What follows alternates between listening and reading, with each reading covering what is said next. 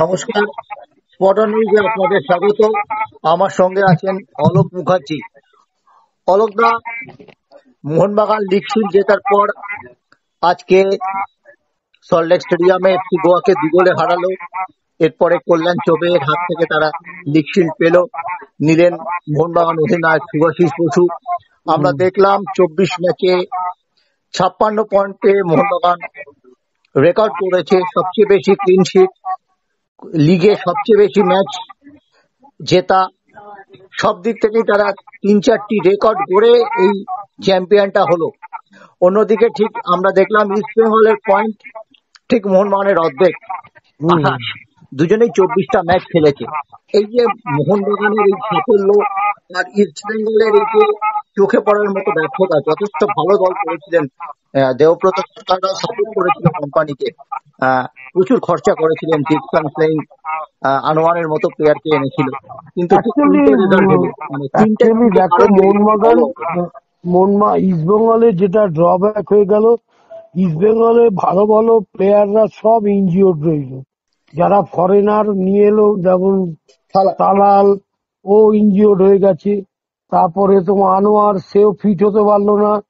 আর যারা সব ফরেনার ছিল তারা সবই ইনজিওর্ড, যার জন্য ইস্টবেঙ্গল টিমটা তো এবার ভালো হয়েছিল, কিন্তু মোহনবাগানের প্লাস পয়েন্ট হলো মোহনবাগান টিমের ইনজুরি অনেক কম এবং মোহনবাগানের রিজার্ভ বেঞ্চ যেটা মানে তোমার সেটা অনেক বেশি স্ট্রং সেটা ছিল। আমরা দেখলাম যে ইস্ট বেঙ্গল রিজার্ভ বেঞ্চের কি হয় আর মোহনবাগানের রিজার্ভ বেঞ্চ কতটা শক্তিশালী ছিল হ্যাঁ, সেটা তো আজকেও তো প্রমাণ হলো। আজকে শনিবারের দুটো ম্যাচও প্রমাণ হলো। হ্যাঁ, যে রিজার্ভ বেঞ্চ আজকেও তো মোহনবাগানও তো 2-3টে প্লেয়ার খেলেনি। হ্যাঁ, গোলকিপার খেলেনি, শুভাশিস খেলেনি, জেমি ম্যাকলারেন খেলেনি। ম্যাকলাইন খেলেনি, এরা তো খেলেনি, কিন্তু তাতেও বোঝা গেল না। কিন্তু গোয়া সুইসাইড করেছে, যে গোল আত্মঘাতী গোল করলো, এটা গোলকিপারের ওই পোস্ট ছেড়ে ওইদিকে চলে যাওয়া উচিত হয়নি। ও তো নিজেরা গোল করে দিল না ফার্স্ট গোল। ফার্স্ট গোলটা নিঃসন্দেহে গিফটেড গোল। হ্যাঁ, সেকেন্ড গোলও তো ভুল পাস করলো, ওরা পেয়ে গেল। এটা কি পাবলিক প্রেসারে গোয়ার এই ভুল? হ্যাঁ, দেখো প্রায় 65,000 লোক ছিল। 65,000 লোকের কাছে এই কলকাতায় এসে জেতা খুব মুশকিল। তো গোয়া টিম ভালো টিম আছে, নিঃসন্দেহে ভালো টিম, কিন্তু মোহনবাগান যেহেতু একটা তোমার নিজের মাঠে খেলা এবং একটা গোল্ডেন রানের মধ্যে আছে, 2.5 মাস দলটা হারেনি। হ্যাঁ, তারপরে কি বলতো তোমার, জানে যে আমি হারলেও চ্যাম্পিয়ন, জিতলেও চ্যাম্পিয়ন বা ড্র করলেও চ্যাম্পিয়ন, হ্যাঁ, সেইখানে অনেক বেশি ফ্রি মাইন্ডে খেলতে পেরেছি। গোল তো দুটো গোলই গিফটেড গোল হয়ে গেছে। সুতরাং গোয়াও ভালো খেলেছে, যা ফুটবলটা ভালো হয়েছে।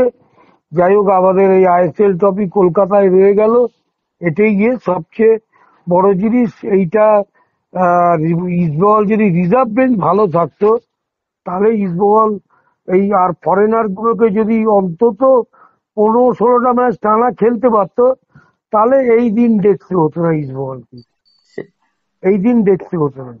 এই যে সুপার সিক্সে যাবে না, কারণ অনেক পরে তোমার এই দুটো ফরেনারকে নিয়ে এলো, যারা একজন 6টা ম্যাচ, একজন 7টা ম্যাচ খেলেছে। তার আগে এই ক্লাসে ফরেনার এলে ইস্টবেঙ্গল ভালো রেজাল্ট করতো। সবচেয়ে তালাল চলে যাওয়াটা আরো ক্ষতি।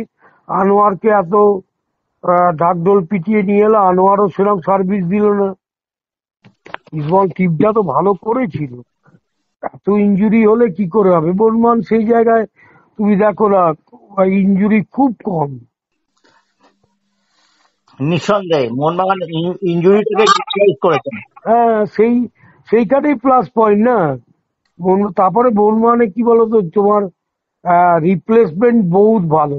যে রিজার্ভ বেঞ্চে এসে নামছে, সেও হচ্ছে বেশি বই কম খেলে দিচ্ছে।